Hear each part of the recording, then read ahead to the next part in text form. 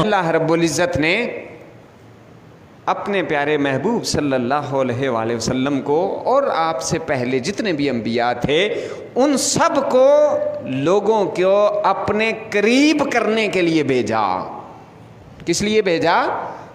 اپنے قریب کرنے کے لیے۔ کن کو بھیجا ہے؟ انبیاء کرام کو۔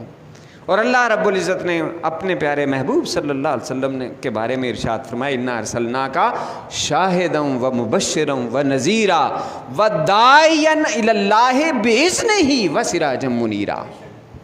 اس کے اندر بے شمار خصوصیات اور عظمتیں اور رفتیں حضور نبی پاک صلی اللہ علیہ وسلم کی موجود ہیں، لیکن جو مطلوبہ اس کے اندر الفاظ ہیں وہ ہے داعیاً الی اللہ، داعیاً الی اللہ، کہ آپ صلی اللہ علیہ وآلہ وسلم لوگوں کو بلانے والے ہیں، لوگوں کو دعوت دینے والے ہیں۔ کس طرف؟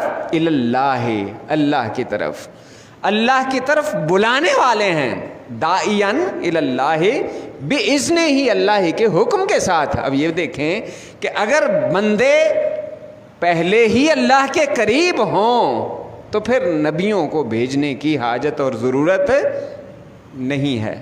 اللہ رب العزت نے انبیاء کرام کو اس لیے بھیجا کہ وہ میرے بندوں کو میری یاد دلائیں اور میرے قریب لائیں، انہیں دعوت دیں۔ گویا حضور نبی پاک صلی اللہ علیہ وآلہ وسلم کے اس وصف کو اس طرح سے بیان کیا کہ داعیاً الی اللہ بِإِذْنِهِ، کہ آپ صلی اللہ علیہ وآلہ وسلم لوگوں کو دعوت دینے والے ہیں۔ اور کس چیز کی دعوت دینے والے تھے؟